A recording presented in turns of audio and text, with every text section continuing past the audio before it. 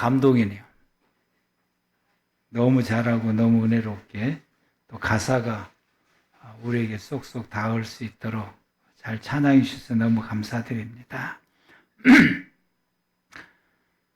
지난주 말씀은 요한복음 3장 14절에서 18절에서 왜 예수만 믿어야 되냐 하는 제목으로 우리가 말씀을 받았습니다. 예수님만 믿어야 하는 이유는 오직 예수님께서만 우리의 모든 죄를 대속하신 분이기 때문이다.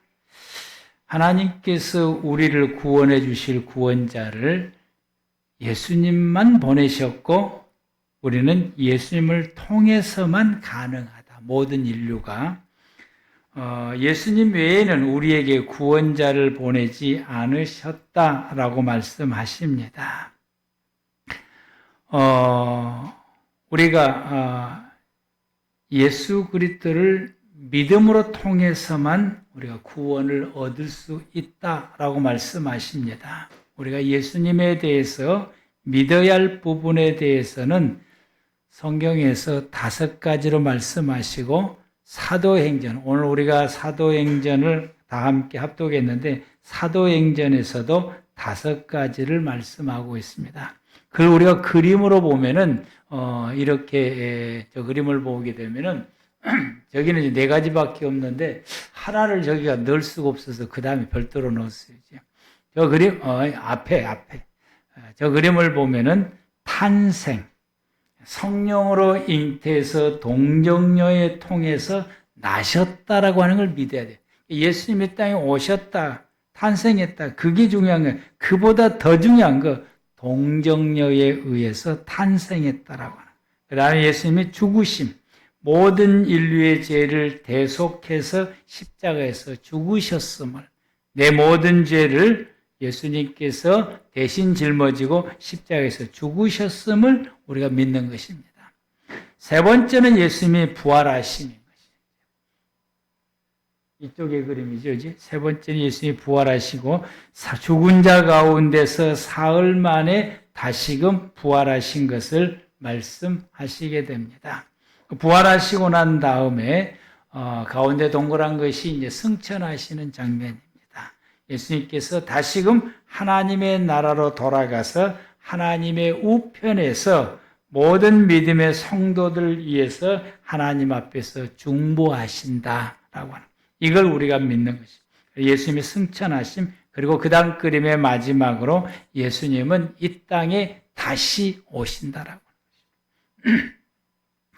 탄생에서부터서 승천까지는 이미 이루어졌습니다. 그래서 예수님께서 이미 이루신 것을 우리가 믿고 신앙생활을 하고 있습니다. 그리고 더 나아가서 재림은 아직 이루어지질 않습니다.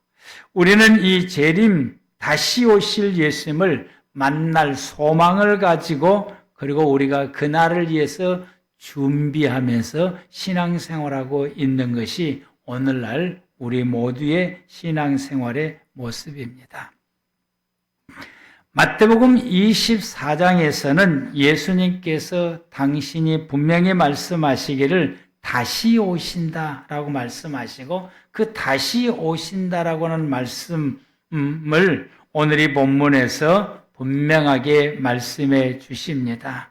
그래서 29절 말씀에서부터서 44절 말씀까지 우리 함께 합독하시겠습니다.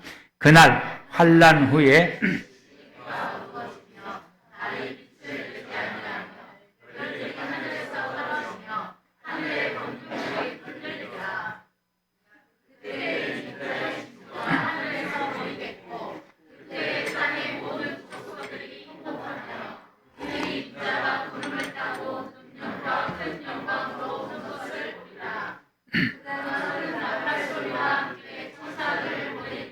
그들이 그의 택하신 자들을 하늘 이 끝에서 저 끝까지 사방에서 모으리라.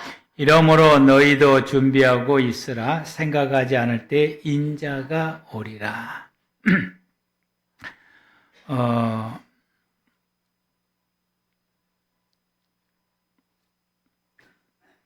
예수님께서 구름을 타고 큰 능력과 영광으로 이 땅에 오는 것을 지구에 존재하고 있는 모든 사람들은 다 볼 것이고, 그때의 큰 나팔 소리와 천군 천사들을 예수님께서 보내서 전 세계에 하나님이 택하신 자들을 이끌어서 저 끝까지 사방에서 모은다.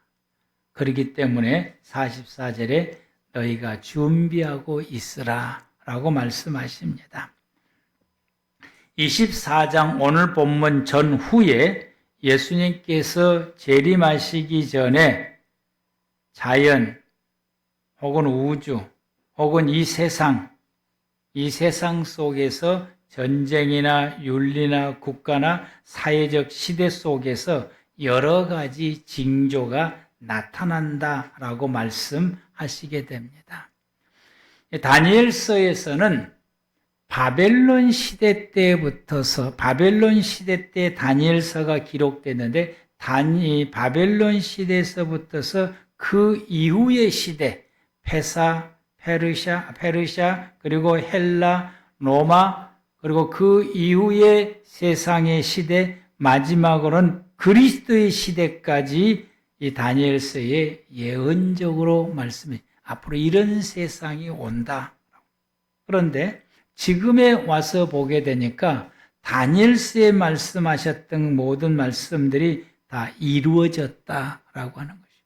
그리고 다니엘서의 마지막 시대가 한 이레의 시대가 있고 그 이후에 그리스도의 시대가 있다라고 말했어요. 이 한 이레의 시대는 예수님께서 말씀하시기를 7년 대환란의 시대를 말씀하시고 있는 것이고 그 이후의 그리스도의 시대는 요한계시록에서 말씀하시는 천년 왕국 시대를 말씀하고 있습니다. 그 외에 마태복음 24장과 데살로니가서 4장과 베드로전후서 등 성경 곳곳에 이와 같이 마지막 시대에 대해서 기록되어 있고 이것을 종합적으로 기록한 것이 요한계시록의 말씀입니다. 요한계시록은 예수님께서 재림에 대한 이야기를 상징적으로 기록을 해서 그것이 풀어가기가 상당히 어렵습니다. 그렇기 때문에 이 사람은 이렇게 풀고 저 사람은 저렇게 풀고 하다 보게 되니까 요한계시록에 풀어가는 과정 가운데서 엉뚱없이 풀어가게 되는 아주 이 성경에 맞지 않게 아주 엉뚱없이 풀어가게 되는데 그 엉뚱없이 풀어가는 것이 그래서 그 요한계시록에 엉뚱없이 풀어가는 것이 아이러니하게 큰 교회로 성장한 교회가 있는데 그걸 우리가 신천지라고 말합니다. 신천지는 요한계시록을 풀어서 부흥하는 교회인데 그건 엉뚱한 말도 안 되는 게 이상하게 풀어가는 사람들은 그렇게 풀어야 좋아하는가 봐요. 호기심을 갖고 그렇게 풀어요. 이것은 교회 안에서 그동안에 요한계시록은 금기사 풀기가 어려우니까 금기를 하고 교회에서 풀지를 안 했어요. 그것은 어려우면은 어려운 만큼 공부를 많이 해야 돼요. 연구를 많이 해야 되고 기도도 많이 해야 되고 그래서 이게 연구를 많이 해서 그것을 바르게 풀어 써야 되는 것이죠. 그런데 이단들은 대체로 이러한 종말론을 공포를 주는 것으로 풀어요. 공포. 이단들의 이 대체적으로 이 요한계시록은 성도들에게 겁을 주는 것으로 겁을 주어서 교회를 떠나지 못하게 하는 것이 이단들이 쓰는 요한계시록을 풀어가는 그들의 방법입니다. 보편적으로 교회는 이 요한계시록을 풀어갈 때에 그 목적이 예수님과 성도의 관계에서 바른 신앙을 갖도록 하기 위해서 요한계시록을 풀어가요. 이것을 갖기 위해서. 근데 그걸 성도들이 별로 안 좋아하라고 그래요. 그래서 매력을 느끼지를 못하게 돼요. 그러다 보게 되니까 이 요한계시록을 잘 안 풀어요. 이제. 어렵고 기도하기도 때문에. 그러나 반드시 이 요한계시록은 교회 안에서 공부를 많이 해야 됩니다. 저도 이 2번인가 우리 교회에서 하게 됐는데 아마 성도님들도 다 잊어버렸을 거예요. 이러한 이 요한계시록을 또 다른 말로 이제 종말론이라고 말하는데 이 종말론을 풀어가는 것이 여러 가지 방법으로 풀어갑니다. 이렇게도 풀고 저렇게도 풀고 저렇게도 풀고 그러나 이렇게 풀든 저렇게 풀든 풀든지 목적은 딱 하나. 성도와 예수님과 바른 신앙을 가지고 예수님 재림할 때에 예수님을 만날 수 있도록 그 신앙을 바른 신앙을 갖도록 풀어가는 것이 기존의 교회에서 풀어가는 방법 중에 하나다라고 하는 것입니다. 오늘은 이 역사적인 관점에서 이 종말론을 우리가 함께 보겠는데요. 이 역사의 마지막은 언제냐? 예수님이 재림이라고 하는 것이죠. 이 시대는 모든 사람들이 믿든지 안 믿든지 수용하든지 수용하지 아니하든지 이 세상의 모든 역사는 예수님의 재림을 향해서 달려가고 있다라고 하는 것이죠. 다니엘서의 바벨론 시대 때 이 다음의 시대가 페르시아가 온다, 이 다음의 시대가 헬라가 온다, 이 다음의 시대가 로마가 온다, 이 다음의 시대는 흙과 철이 섞이는 세상의 나라가 온다, 그 다음의 시대는 그리스도의 시대가 온다, 한일의 시대가 온다. 이것을 말할 때에 그 다음에 헬라 시대가 오리라고는 생각도 못했어요. 그런데 세월이 지나니까 믿든지 안 믿든지 헬라 시대가 왔고 로마 시대가 왔고 오늘날 이 시대까지 왔어요. 지금의 시대는 이 발에 흙과 철이 섞이는 시대처럼 이 다양한 나라와 다양한 사상을 가지고 생활해가는 시대가 지금 오게 된 것입니다. 아직 오지 않는 것이 한일의 시대, 아직 오지 않는 것이 그리스도의 시대인데 그 시대를 우리는 종말론이라고 말하고 마지막 시대라고 말하게 됩니다. 그걸 우리가 믿든지 안 믿든지 그 시대는 반드시 온다라고 하는 것이고 그 마지막 시대는 예수님의 재림으로서 마지막 시대가 오게 됩니다. 인류의 역사를 시작한 때는 창세기 1장 1절 태초부터 시작하게 됐고 이 태초부터 시작했던 인류의 역사는 예수님께서 다시 오시는 마지막 종말의 시대까지 이어져 가게 되고 그 시대를 우리가 좀 쉽게 이야기해서 구분하게 되면은 이렇습니다. 이 태초부터서 요한의 시대까지를 구약의 시대다. 예수님이 오시기 전, 초림하시기 전의 시대를 구약의 시대라고 말해요. 그 시대가 태초부터서 요한의 때다라고 말씀하고요. 예수님께서 오셔서 활동하는 이 시대는 예수 시대라고 말하게 됩니다. 이 시대는 구약의 시대가 끝나고 예수의 시대가 열리게 되는데 예수님께서 탄생하시고 죽으시고 부활하시고 그리고 40일 동안 지상에 계시다가 승천하시게 됩니다. 탄생에서 승천까지가 예수님의 시대예요. 예수님께서 승천하시면서 제자들에게 예루살렘을 떠나지 말고 아버지께서 약속하신 것을 기다리라. 제자들은 그 말씀을 믿고 마가의 다락방에 모여서 10일 동안 열심히 기도하고 그 아버지께서 약속하신 것이 뭔지는 모르지만 기다리고 있었을 때 오순절날의 이름에 성령이 강림하시게 되고 성령의 강림함으로 통하여서 교회 시대가 열리게 됩니다.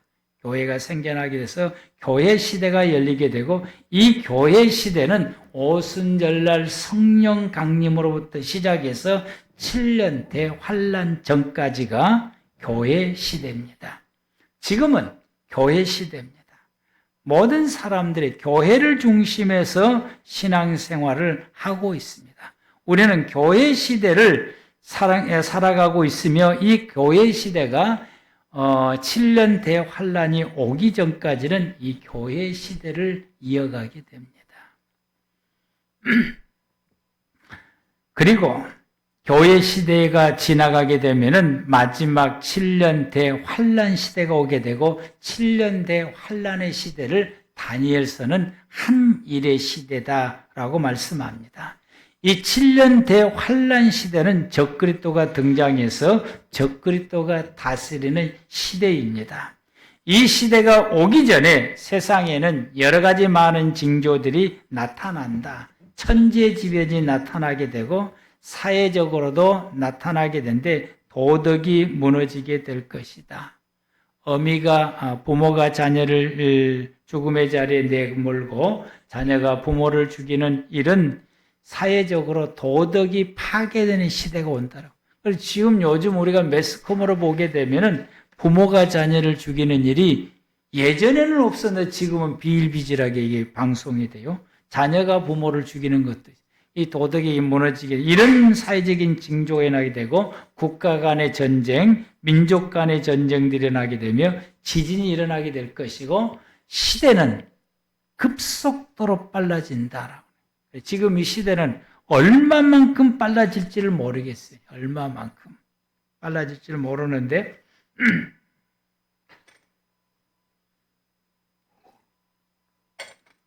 요즘 KTX를 타면은 2시간 반이면 순천서 서울까지 가게 되는데 앞으로는 이 기차가 캡슐로 이렇게 건설이 되어서 그 캡슐로 가게 되면은 30분 안에 서울에 도착합니다.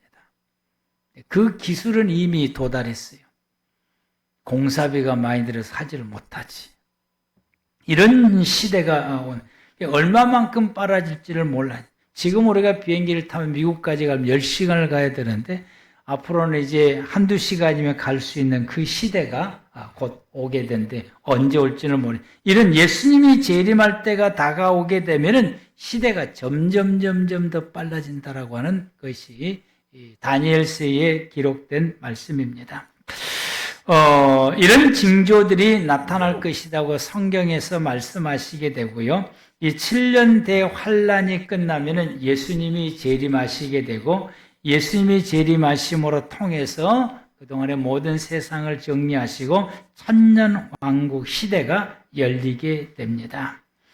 예수님이 재림하실 때에 적그리스도와 전쟁을 하게 됩니다. 이 전쟁을 아마겟돈 전쟁이라고 말하게 되고 이 전쟁은 예수님이 승리하게 되고 그래서 적그리스도와 그 따르는 모든 무리들을 지옥으로 이제 보내게 됩니다. 사단은 이때 결박하여서 1000년 동안 무적에 가둔다고 요한계시록 20장 2절에서 3절 말씀에 기록되어 있습니다. 2절 3절 말씀. 우리가 화면에 본 2절과 그 다음 화면에 본 3절 말씀이 이 사단을 결박하여 무적행에 갖춘다라고. 이때 예수 믿고 죽었던 성도들이 부활하게 돼. 4절 말씀에서 6절 말씀에 기록된 이때 이제 예수 믿고 죽었던 사람들, 예수님이 재림할 때까지 죽었던 모든 사람들이 부활을 하게 됩니다. 그리고 그 당시에 살아있는 성도들은 부활체로 변화하게 된다라고 고린도전서 15장 51절에서 52절에 말씀을 하게 됩니다. 이 마지막 나팔이 때에 순식간에 호련히 우리 몸이 다 부활체로 변하게 된다. 그래서 예수님과 함께 천년왕국을 이루며 살게 됩니다. 이 시대를 천년왕국 시대라고 말하고 요한계시록 20장 4절에서 6절 말씀에 기록되어져 있는 말씀입니다. 한 절씩 한 절씩 남기면은 성도들이 참고가 되겠습니다. 그리고 이 1000년이 다하면은 사단을 놓아주게 되고요. 그래서 이 사단은 사람들을 유혹해서 많은 사람들이 사단의 유혹에 넘어가 사단을 따르게 됩니다. 천년왕국이 있었던 마지막 때에 사람들이 따르게 돼요. 이제 어떤 사람들이 따르게 될까? 그건 이제 나중에 기회가 있으면 이제 말씀드리고요.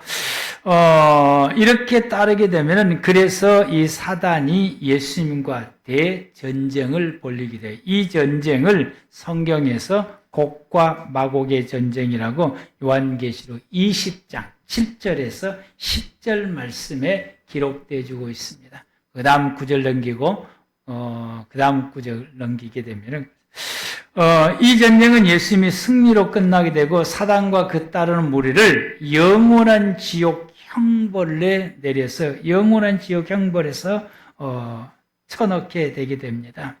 그리고 이때에 믿음이 없이 죽었던 사람들을 부활을 시켜서 영원한 지옥 형벌에 내리게 됩니다. 이것을 백보자 심판이다 라고 말합니다.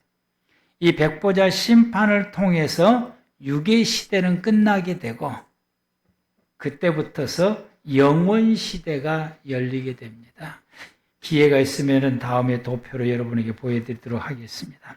이 말씀을 이렇게 예수님의 재림의 시대를 이제 정리를 하게 되면은 예수님께서 재림하시기 직전에 7년 대환란의 시대가 온다고 했죠. 이 7년 대환란의 시대는 적그리스도가 다스리는 시대이고 이 시대 때에 요한계시록에 의하면은 7가지의 인재앙이 있게 되고 7가지의 나팔재앙이 있게 되고 7가지 대재앙이 이 7년 기간 중에 내린다라고 말하고 그 외의 재앙도 있습니다. 예수님이 오시기 전에 적그리스도가 먼저 와서 7년 대환란 시대를 이루게 되고 이 시대를 적그리스도가 다루게 되는데 이 시대는 지금까지 지상에서 경험하지 못했던 환란들이 있기 때문에 이 시대를 대환란의 시대다라고 말하게 됩니다. 세상은 현재 우리가 살아가고 있는 이 세상은 적그리스도가 올 수 있도록 준비하고 있습니다. 개인은 마찬가지고 국가도 마찬가지고 이 사회 모든 단체도 다 마찬가지고 사람들이 모를 뿐이지 시대의 흐름은 이 세상의 시대의 흐름 점점점 세상이 흘러가는 모든 시대의 흐름은 적그리스도가 이 세상에 올 수 있도록 준비하고 있는 것이 세상의 흐름이에요. 그렇게 하려면은 이 세상 가운데 가장 먼저 대두되는 것이 사상의 통일성을 이루어야 가능합니다. 그래서 이 사상의 통일성이 18세기 이후에서 새로운 사상의 등장인데 그게 바로 포스트 모더니즘입니다. 이건 탈절대주의, 절대주의 사상이 무너지게 되고 이것은 기존의 질서가 무너지게 되는 것이냐. 기존의 윤리, 사회적 어떤 도덕성, 생활의 패턴들, 기존의 질서들이 탈피하게 되는 것이죠. 그래서 다양성을 추구하게 되고 남녀 구분이 없어지게 되는 것이죠. 그래서 여러분 옷도 남녀 구분을 없어지는 옷들이 있게 예전에는 입으면 큰일 났어요. 요즘은 그냥 막 입어요. 심지어는 속옷까지도 같이 입어요. 흑백 구분이 모호해지게 됩니다. 흑백의 구분이 모호해지게 됩니다. 종교적으로는 절대 진리를 부정하게 됩니다. 기독교의 신관이 무너지게 됩니다. 그래서 다원주의적인 신관을 추구하게 됩니다. 이미 벌써 시작이 되었습니다. 이렇게 이렇게 됨으로 통해서 그 다음에 새롭게 대두되는 것이 뭐냐? 모두가 다 통합이에요. 통합의 시대. 지금 이 시대는 통합의 시대입니다. 그래서 교회도 통합이 돼요. 이 교회 앞으로 갈수록 이제 교회가 점점점 통합하게 돼. 큰 교회, 작은 교회가 뭉치게 되고, 작은 교회는 뭉치게 돼. 이미 이 순천이 벌써 이제 시작이 되었어요. 이제 큰 교회, 작은 교회도 통합하게 되고, 예전에는 통합이 하게 되면은 다 이상하게 보고, 그게 그래야 되냐는데, 요즘은 통합해야 살아남는다라고. 교회도 일을 하는데 이 세계도 마찬가지, 세상도 마찬가지고 세계도 마찬가지. 하나로 통합하는 시대가 통합하는 것이 이 시대의 과제인 것입니다. 정치도 통합하고 경제도 통합하고 군사도 통합하고 동맹이라고 하는 이름으로 통합하게 돼요. 그래서 이 통합하게 된 것이 유럽에서는 EU가 탄생하게 되고 뭐 G7이든 G12든 이렇게 이제 통합을 해서 하나로 추구해 나가게 됩니다. 종교도 마찬가지야. 다원주의적. 그래서 불교와 천주교와 그리고 기독교 그의 모든 나중에는 심지어 이단까지도 하나의 종교의 틀 안에서 통합하게 되는 그런 시대가 오게 되는데 지금 이미 천주교와 불교는 이게 강단도 교류를 해요.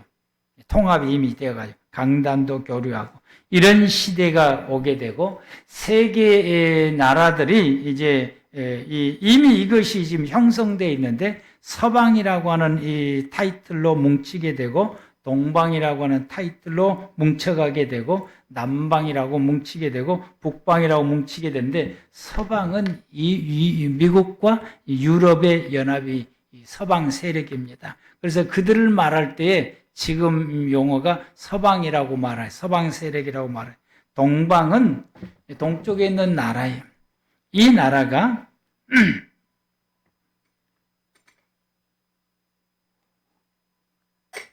한국과 미국입니다. 한국과 일본입니다. 그래서 지금은 이제 한국과 일본이 힘의 균형이 바꿔지기 시작하잖아요. 군사적으로는 2년 전부터 바꿔져 버렸어요. 군사적인 힘은 한국이 일본을 앞지르 가기 시작하게 되었고, 또 경제적으로도 이제 하나씩 둘씩 일본을 앞지르기 시작하는 세부적으로 앞지르기 시작하게 되고 그리고 이제 국민 소득도 우리나라가 일본보다 더 많아요.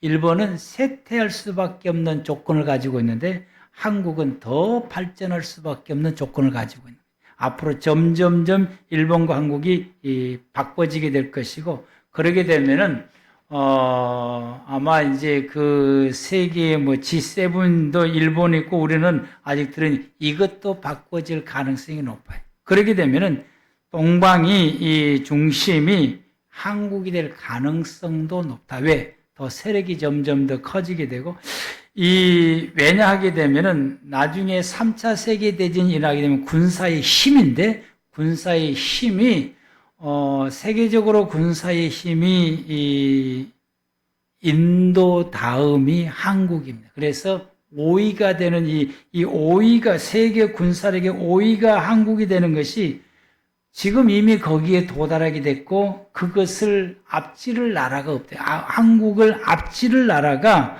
5위가 자리 잡게 되는데 그 5위를 앞지를 나라가 지금 현재 나가는 추세로 보게 되면은 앞지를 나라가 없다라고 하는 거죠.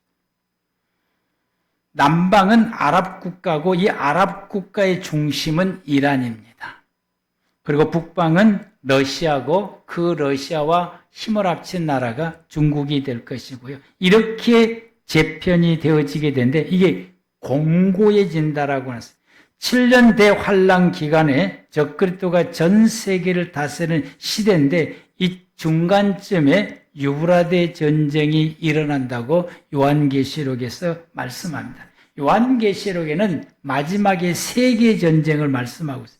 이 중간쯤이라는 유브라데 전쟁은 적그리스도가 주도하게 됩니다. 이 전쟁은 이스라엘과 남방, 즉 이란과의 전쟁입니다. 그래서 남방의 중심이 이란이기 때문에 그러합니다. 그래서 실질적으로 이 전쟁은 이란과 이스라엘과의 전쟁인데 이 전쟁은 있어서 서방과 동방이 이스라엘을 돕게 되고 북방은 남방 이란을 돕게 되므로 이 전쟁이 마지막 세계 3차 전쟁이 됩니다. 최근에 이란과 이스라엘이 한번 붙었어요. 그 먼 거리에서 왜 붙은지를 모르겠어요. 이것은 마지막 3차 유브라데 전쟁을 보여주는 하나의 예표입니다. 앞으로도 계속해서 조금씩 아마 이란과 이스라엘의 전쟁이 간혹 앞으로도 일어나게 될 것입니다. 오늘 이것을 볼 때에 7년 대환란 기간 중에 일어날 유브라데 전쟁이 이렇게 시작되는구나라고 하는 걸 우리를 깨달아야 되고, 우리가 그것을 깨달았을 때에 예수님의 재림이 다가왔음을 기억하고 정신 차려서 준비할 줄 아는 지혜로운 성도가 되어져야 됩니다. 이 전쟁은 적그리스도의 승리로 끝나게 되고, 이 전쟁의 승리로 적그리스도가 예루살렘 성전 때에 유대인의 성전을 세우게 됩니다.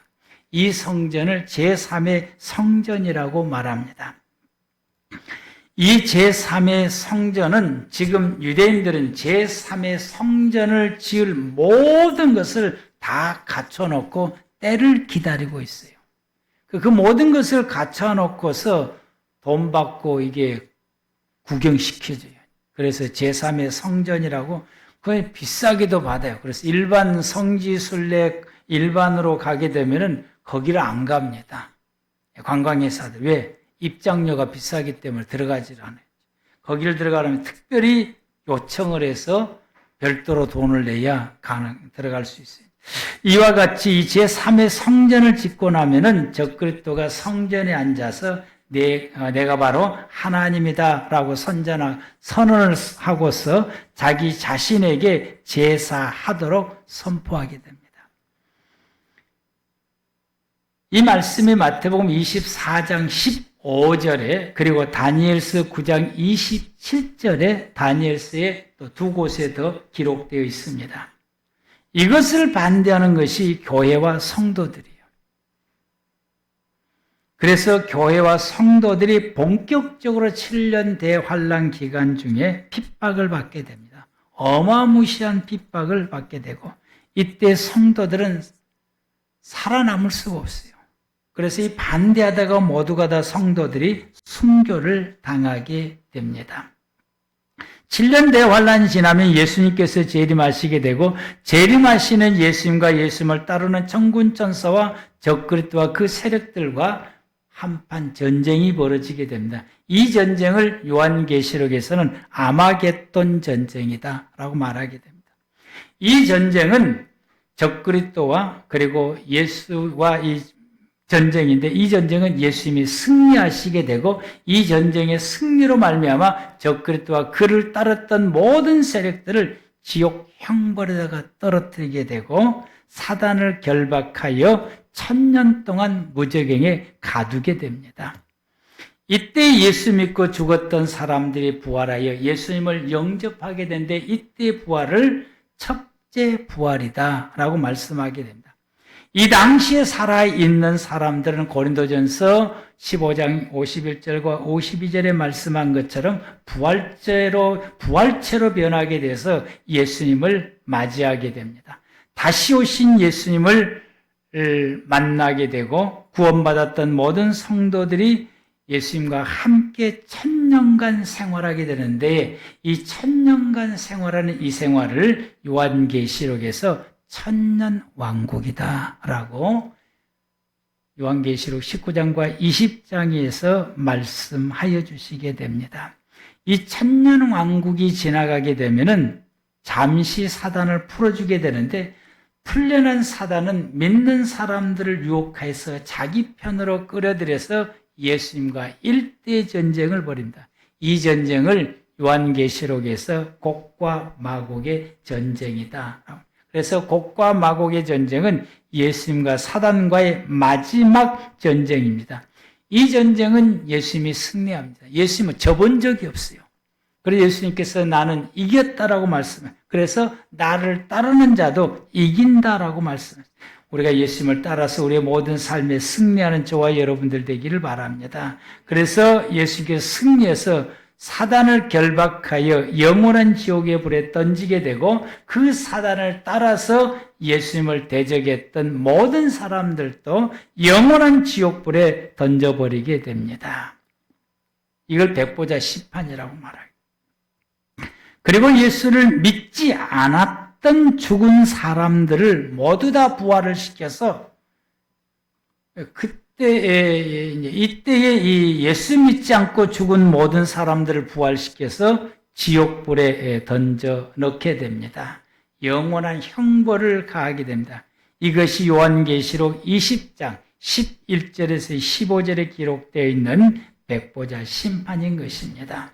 사단의 유혹에 넘어가지 아니하고 끝까지 믿음을 지키며 예수님과 함께 곡과 마곡의 전쟁에 예수님을 따라서 사단과 한판 싸웠던 이 성도들은 영원한 천국에 들어가 하나님과 영원히 사는 복을 누리게 됩니다. 그리하여 인간의 육의 세상은 마감이 되고 이때부터서 영원 세상이 열려지게 됩니다. 이것이 성경에서 말하는 미래에 이루어질 마지막 세계입니다. 우리는 이것을 향해서 이 세상은 나가고 있습니다.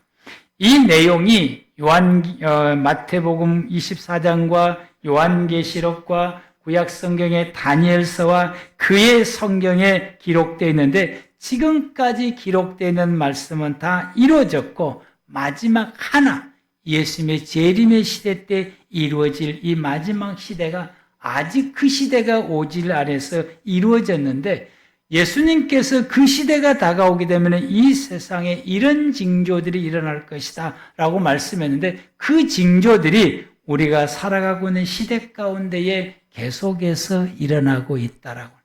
징조가 일어나는 것을 보아서 성경에서 말씀하시는 이런 징조들이 일어나는 것을 보고 이런 징조들이 일어나게 되면 내가 올 때가 다가왔다고 하는 것을 기억해서 그날을 위해서 준비하라라고 주님께서 말씀하셨으므로 우리는 성경에 기록되어 있는 것이 지금까지 모든 시대 속에 다 이루어졌고 마지막 시대에 이루어질 것이라고 말씀하신 그것이 아직 이루어지지 아니었으나 그것을 증명시킬 수 있는 징조가 이 시대에 일어나는 것을 우리의 눈으로 목격하게 하시고 우리로 하여금 깨어 준비하라고 하시는 이 마태복음 24장 44절의 예수님의 말씀을 우리의 마음속에 깊이 새겨야 되겠습니다. 이러므로 너희도 준비하고 있으라. 생각하지 않을 때에 인자가 오리라. 그러므로 우리가 주님 말씀처럼 우리가 깨어서 그 마지막 시대에 우리는 구원받을 사람, 예수님과 함께 영원한 천국에 들어가서 영생 누릴 사람으로 우리는 준비해야 됩니다.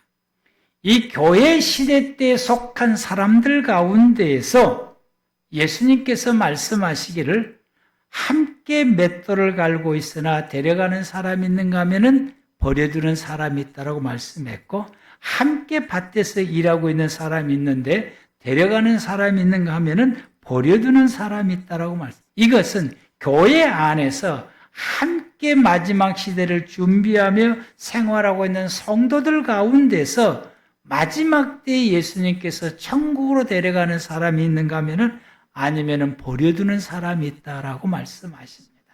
교회 밖의 사람이 아니라 교회 안의 사람들. 그러므로 너희가 깨어 정신 차려서 예수님께서 말씀하시는 대로 준비하라라고 말씀하십니다. 우리는 그날을 대비해서 기쁨으로 예수님을 맞이하고 그 예수님과 함께 영원한 천국의 영생을 누리기 위해서 저와 여러분들에게 주어지는 시간, 내게 주어지는 시간 가운데서 철저하게 준비하는 시간들을 보내시길 바랍니다. 지혜로운 5 처녀처럼 그리고 2 달란트와 5 달란트를 받은 사람처럼 양 같은 사람들처럼 우리가 마태복음 25장에서 준비를 잘했던 사람들이 마지막 때 예수의 부름을 받았던 것처럼 우리 꿈의 교회 사랑하는 모든 성도 여러분, 다른 교회 교인들이 어떻게 신앙생활하든지 그건 우리가 관여하지 말. 저 교회는 저렇게 자유롭게 하는데 왜 우리는 우리 목사님 이렇게 그냥 자꾸 어렵고 힘들고 어렵게 하고 설교도 어렵게 하고 설교도 계속해서 뭘 하라고만 이야기하고 여러분 이렇게 말씀하지 마시고 그 말씀을 받고 지혜로운 5 처녀 2 달란트와 5 달란트 받은 사람처럼 양 같은 사람처럼 우리가 깨어서 철저하게 준비하여서 재림하신 예수님을 기쁨으로 맞이하고 그 예수님과 함께 천국에서 영생을 누리시기를 바랍니다. 기도하시겠습니다.